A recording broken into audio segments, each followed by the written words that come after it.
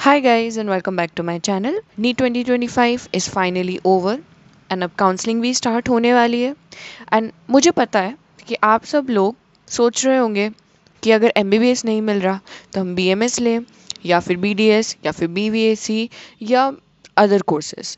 सो मैंने सोचा कि मैं इधर से अपनी साइड से क्या हेल्प कर सकती हूँ। सो आई थॉट कि I should share some future scope in BMS with you कि आपको उससे आइडिया लगेगा कि हमें फिर आपको और क्लैरिटी आ जाएगी कि हमें कौन सा कोर्स जो है वो लेना। सबसे पहले मैं BMS के स्कोप को clinical and non clinical field में डिवाइड कर देती हूँ। ठीक है, अब मैं आपको बता देती हूँ कि क्लिनिकल क्या होता है, नॉन क्लिनिकल क्या होता है।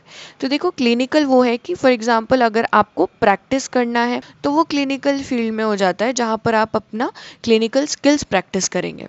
ठीक है, एंड दूसरा होता है नॉन क्लिनिकल, जहाँ पर आप ऑब्वियसली प्रैक्टिस नहीं कर रहे होंगे, आप अदर जोन में जाएंगे जहाँ पर आप टीचिंग कर सकते हैं फॉर एग्जांपल।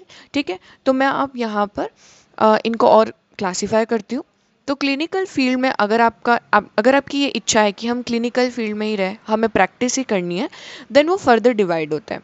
पहली चीज़ एंड सबसे बेस्ट चीज़ होती है क्लिनिकल प्रैक्टिस सेटअप करना। इट डज टेक टाइम, आपको 5 से 10 साल उसे प्रॉपर सेटअप करने में लग जाते हैं। अब इट वेरीज ऑब्वियसली आपकी स्किल्स के बेसिस। दूसरी चीज़ आती है कि अगर आप क्लिनिकल प्रैक्टिस अपनी नहीं स्टार्ट करेंगे then you can also do a job in a hospital. ठीक है, तो अब इसमें एक चीज़ है BMS के फील्ड में कि अगर आप as a fresher just BMS अपनी ख़त्म होने के बाद कहीं हॉस्पिटल में जॉब करते हैं तो इनिशियली आपकी सैलरी बहुत कम होगी। आई कैन से कि आपकी हो सकती है 15,000 से स्टार्ट होगी and it can go up to 35,000 only. तो ये इनिशियल सैलरी है, ये वेरी करती है ऑब्वियसली स्टेट टू स्टेट भी and hospital to hospital, and वो आपके स्किल पे भी डिपेंड करता है। तो बट वो थोड़ी कम होती है। नेक्स्ट ये ऑप्शन रहता है कि आप जो है MD और MS करें, PG करें एंड उसमें आप क्लिनिकल सब्जेक्ट चूज़ करें। जैसे आपने फिजियोलॉजी ले लिया सो नॉन क्लिनिकल हो गया, लेकिन अगर आपने सर्जरी ले लिया तो ये क्लिनिकल हो गया। ऑलराइट, सो उसमें भी आप प्रैक्टिस कर सकते हैं।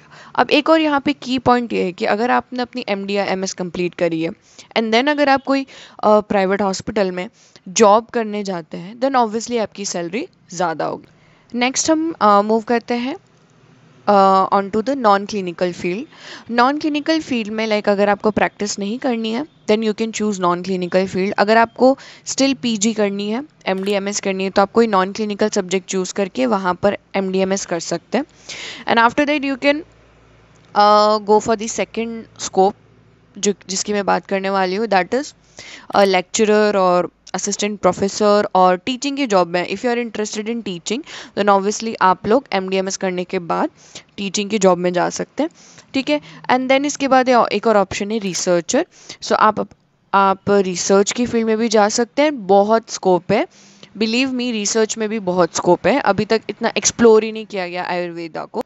इफ़ यू आर इंटरेस्टेड कि आयुर्वेद में हम रिसर्च करें तो आपके पास ऑब्वियसली बहुत सारा टॉपिक है जिस पे रिसर्च अभी भी की जा सकती है। आप लोग MBA कर सकते हैं, MPH कर सकते हैं, masters in public health care. तो उसमें आप लोग नॉन क्लिनिकल फील्ड में चले जाते हैं। So that is more related to the management sector, hospital management से रिलेटेड होगा, तो वो सारी चीज़ें आप वहाँ पे कर सकते हैं। एक अपनी फार्मेसी, खुद की फार्मेसी खोल सकते हैं। That is few options in the non clinical field.